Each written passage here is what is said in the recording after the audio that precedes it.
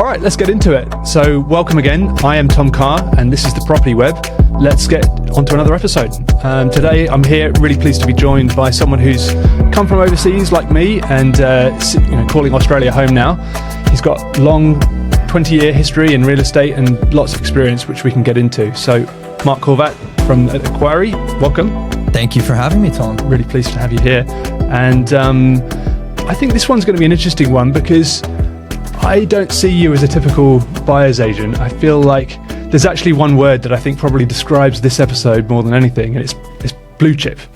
I feel like blue chip is going to be the word of the day because you come from a global sort of real estate network and you've made your name in various countries, in city centres, and I feel like you come with a different angle than others. Maybe we can sort of perhaps just touch on blue chip as the word and what that means to you, first of all. Yeah, I think when I think of blue chip, I think of durable. It'll be popular and valuable long into the future. And I guess, look, I always look at real estate investment, ownership as a long-term proposition. I don't have the mindset of kind of flipping it and turning into something else. For me, real estate is something you hang on to. It's a great wealth creator, but the real wealth creation takes place over a long period of time. So my focus and what I'm probably most passionate about is the real stuff that matches kind of the scarcity, desirability, things that will still be popular and valuable well into the future during someone's period of ownership. Yeah, and I think I really want to try and draw out your experience because it's not too common either. Yeah. So why don't we perhaps just touch on how you got started, and that maybe just sort of help draw out the story of where you are and what you're doing now. So what did get you started in this game? Yeah, good question. And where as well? So I'm Canadian. I ended up in London doing a postgraduate degree. Finished that, was probably going to go back to Canada and become a lawyer or something like that because I couldn't really figure out what I wanted to do. And a lot of people in that position go into law. Sorry, lawyers. But I ended up going to like a career fair, met someone there who worked for what at the time wasn't a very big real estate agency in London called Foxtons. Thought it seemed pretty cool. Got a job there, and kind of before I even realized it, my real estate career took off. And over the subsequent couple of years, I worked my way through the ranks. The company was growing, and I ended up moving out to the US at 26 to be vice president of sales. So looking after the real estate business out there across 3 states, New Jersey, New York, and Connecticut. So I had that foundation in London and then found myself in the US with a relatively large real estate agency. Wow. And how long did the US adventure take? Well, for those of you guys that know your history, it all kind of came to a sad demise in 2007. I think that probably is one thing too that underpins my philosophy and my approach. I think being in Australia, it's almost like it's sunny every day, so you don't think it's ever going to rain. Whereas if you were in the US in 2007, 2008, you were on the ground level, particularly because I was working in real estate, to something that, most people in Australia just don't remember. People don't remember what it's like when the entire kind of air comes out of a real estate market. And, it was a real crash that existed over there. So I think that probably is where my risk aversion comes from, in the sense that I know that sometimes things don't always just keep going up. And I think that underpins why I focus a bit more on blue chip and things that no matter what happens in the world will always be desirable and valuable. Yeah, that's really interesting. And I mean, I'm guessing those markets have recovered to a degree. Is there anything that you track there that sort of gives you confidence, or is it still subdued? No, absolutely. I think, that's the kind of beauty of long-term thinking. I remember things in Nevada. It sticks in my head that had sold a year earlier for $250,000 that were literally trading for $60,000 in 2008. And obviously all of those places have gone bananas since. I think if you take an approach of a long-term focus in terms of your acquisition approach, you will always get there. It's really only if you have to kind of materialize your gain or loss at any point in time that it matters. But if you're in it for the long haul, it always does kind of work itself out. But things can go bad, especially if you're leveraged very highly and you don't have necessarily the best cash flow. Okay. Well, keen to get into that blue chip and what it means over here, but US to... Back to London. Yeah. So I stayed in London for the next 12, 13 years. Foxtons went through an amazing ride. We were sold to private equity. We floated on the London Stock Exchange. And grew into, the most kind of successful real estate business in London, certainly, and arguably in the entire UK. In that sort of space, I played a leadership role in helping the business grow through those years. And, once kind of my first daughter was born in 2018, my second was born in 2020. I think because I'm not British, I'm not from London, my wife is Australian. I think for us, it was a sort of, a real moment where we wanted to decide how we were going to live our life and where we wanted to be. And we were really attracted to Australia, like a lot of people out there in the world, and decided to make the move in late 2020 to come out here and set ourselves up and see what the world had in store for us. Amazing. And haven't looked back. It's 5 years in. Haven't looked back. Here we are. Yeah. Pretty much 5 years in and based in Sydney and loving it. Amazing. So I think that does paint a good picture of where you've come from, because it's essentially the sell side, and you've maybe dabbled in that over here, but maybe you're now focused on the buy. Yeah. So I on arrival in Australia, I worked as head of sales for a large New South Wales agency. We had 19 locations, many agents, and I think coming out here after working in real estate on the selling side in the US and in the UK, it's definitely a different beast. It's a different approach. It's a different philosophy. It's a different mindset. I'm not here to say which is better or worse, but I think when you've done something for 20 years, you have a certain way of approaching things. And I'll be honest, I think as soon as I arrived in Australia, I was surprised at just how disadvantaged buyers are in the search and acquisition part of the transaction.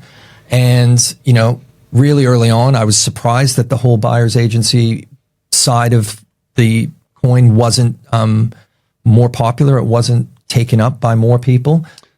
So this one interests me because you if you're on social media, you'll be inundated likely with buyer's agents, and there is a feeling that it is incredibly popular.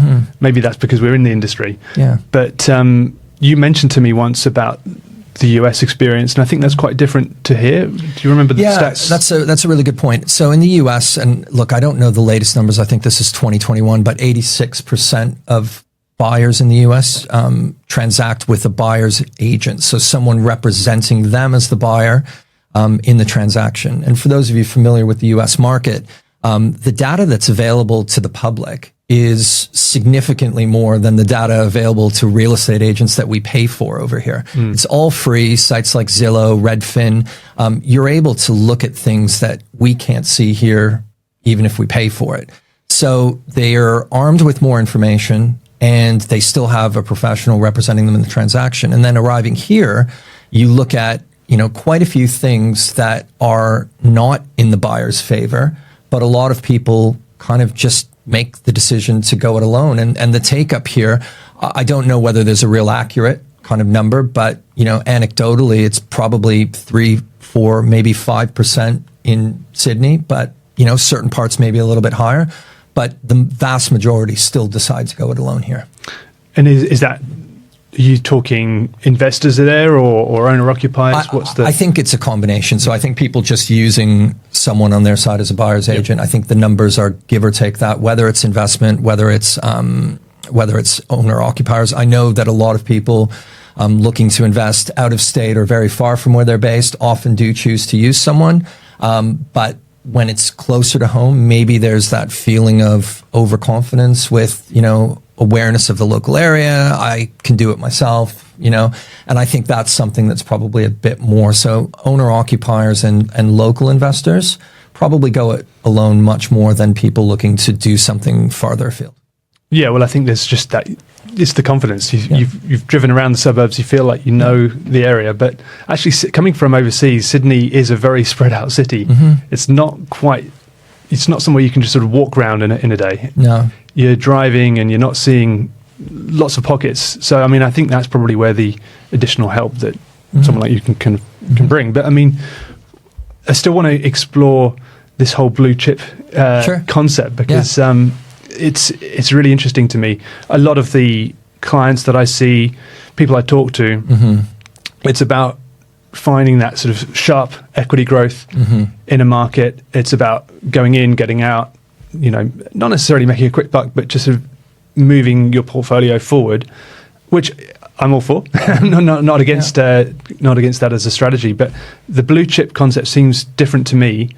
What is it that you see is some of the differences there in those two strategies? Yeah, it's a good point, and I realize I'm probably a bit of an outlier over here. Nothing that I'm saying is unusual to somebody who isn't in Australia. The reality is, if you were to speak to someone in London or New York who is making an investment for their family or their long term, or they were looking to invest in real estate, they wouldn't be buying something 1,500 kilometers away. The average London investor is probably buying an apartment in Zone 3 or Zone 4 or Zone 5.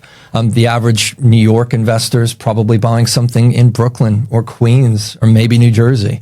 They aren't going to, Kentucky to go and buy a house on some land and trying to do it. So I think there's a slight, maybe higher risk appetite, I don't know, to be able to go and invest in a house that's 1,500 kilometers away and 100 kilometers away from a major sort of city. I think a couple of things on the blue chip and apartment side versus the kind of house side. Anybody who owns a house as a rental investment, things go wrong. They are expensive. And I know that, apartment ownership probably isn't as favored in Australia as it is in most other places in the world.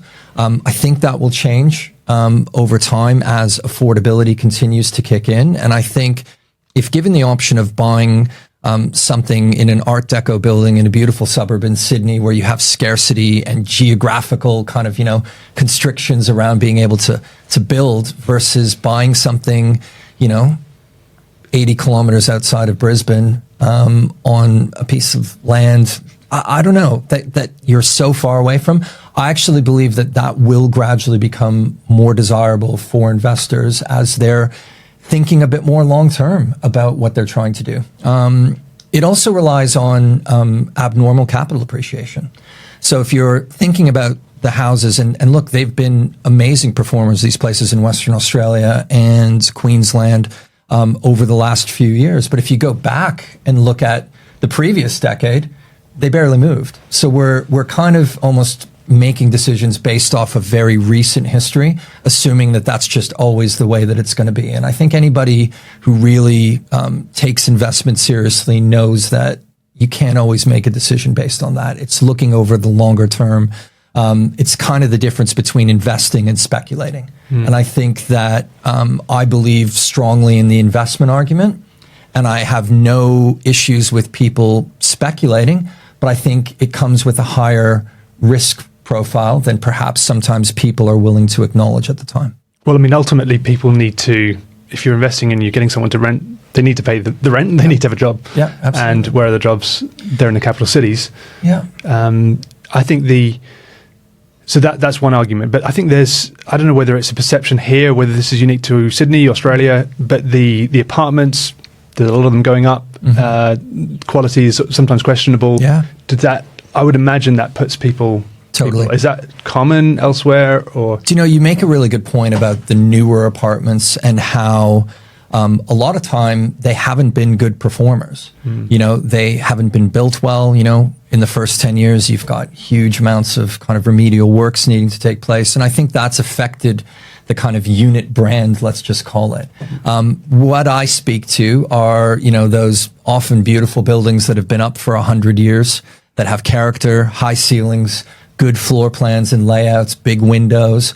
I differentiate between those two. And I think it is easy to look at units and say, I don't deal with units. But when you look at, pieces of history, things that still function beautifully, look great 100 years later, they're also often located in really amazing pockets that you're not seeing the same degree of building taking place. And if it does take place, it often takes place at a huge premium. I think, Sydney's one of those few places where, the difference between a newer or 10, 20-year-old building and something that's 100 years old, there isn't much of a difference. If you go to cities like Paris or London, the stuff that's really kind of indicative of the local architecture always trades at a massive premium to things that were built in the last 20 or 30 years. And, there's the possibility that, in the next decade to come, people will start to recognize the value of the really interesting, beautiful apartment buildings that exist around Sydney that are everywhere, in every suburb. Yeah, I mean, that kind of would lead to my next question. Is there enough stock and is there enough value for people in their mid-30s to sort of even consider one of these blocks? Are these sort of enclaves for the rich and famous? No. Or do we have enough stock in somewhere like Sydney for the sort of housing you're talking about? Yeah, absolutely. Look, Sydney is incredibly expensive. Wages are going to be higher here than a lot of other places. So, you are able to afford it and to rent it often. So you have more people willing to do that and able to do that. Look, I think you can go all over Sydney. You can go into the inner west and find really good value. You can find, amazing value in some of the most expensive suburbs south of the equator. I see things, in Vaucluse, in Rose Bay, $1 million is a lot, but in these suburbs, it's not much. And you can find examples of what I'm talking about at price points a bit below, a little bit above, but that are really good apartments in some of the most valuable locations south of the equator. Yeah, I mean, I'm not familiar with those markets other than just to visit. There would be a surprise that you could get anything in close to $1 million in somewhere like Vaucluse. Absolutely. There are some 2-bedroom apartments right on the market right now that are probably going to trade for, give or take just a bit lower or above $1 million. And they're very good 2-bedroom apartments in Vaucluse, and you have these examples everywhere. But I think, the investor mindset isn't always kind of to look at what's sometimes in some of these pockets. And when we talk about blue chip, you can't get more blue chip than some of these locations. Mm-hmm. And look, there are examples in the, Annandale. There's some great suburbs all over Sydney, Cremorne. You can find these great units and great opportunities, I think, that if I was looking to invest over the next 20 years, I would probably be more comfortable putting my money into. And anybody who makes an investment in the markets has to fill out a risk profile, right? You have to decide, how risk averse am I? Am I really, let's let it ride on black, or let's actually have something that's really stable and, maybe I won't get the crazy return, but I know it'll hold its value. And I think nobody in real estate investment really thinks about it that way. We think about investment in one way only. And I think there's so many ways to look at it. It's not just capital growth, but capital preservation. It's not just kind of rental yield, but also, there's so many things that come into it. It's also what you can't predict, what happens in the future. Well, the maintenance costs. Costs, yeah, absolutely. Having a house is... Look, few things that can go wrong. Exactly. Anybody who owns a house out there that's had some major bills in the last 2 years can tell you that it isn't all rosy, and you could wipe out a year's worth of rent with one major repair. Yeah. And that's something that, yes, strata fees and special levies can be painful, but there's, a collective organized responsibility if you buy into a good building. Yeah. Whereas, if something happens to your house 1,600 kilometers away, I'm not going to tell you that's, my favorite thing to do on a Saturday. It's painful. No, I think it's a really interesting conversation, and it's definitely sort of opening my eyes slowly to to what is sort of basically in front of our noses. So I wonder whether we can sort of illustrate this through an example. Like, if you must have other clients you're working with who fit a certain profile, or Sure. people you enjoy working with. Maybe you've found them, maybe you've really surprised them. Can you think of look, a tale that sort of resonates? Look, there's a lot of different examples that I can kind of give. If I'm talking about the people that I most like helping, I really like helping first-time buyers a lot. Yep. I think the market already is sort of favored towards investors. An investor can pay more in a lot of cases than first-time buyers can. They can overpay. If they lose money through whatever it is, negative gearing, they can actually get some of it back. Whereas a first-time buyer who's moving into that place, they don't have the same advantages. True, they've just been given something through the government that allows them to pay a lower deposit. But at the end of the day, there are more people buying their second, third, fourth, 15th, 18th place than there are first-time buyers in some of these locations. I'd like to see more of them. I love working with them. And I think, to give you an example of one recent client, first-time buyers looking for something with a, relatively modest budget for Sydney, $850. And we managed to secure them in a great suburb, an amazing 2-bedroom apartment with parking in a really well looked after building that will rent well. It's something they want to live in as well too. It's just the perfect start to somebody's property wealth creation journey. A lot of times people, again, go 1,500 kilometers away for that first one. I think that's okay. But maybe it's your second or third or fourth that you go and you take a flyer.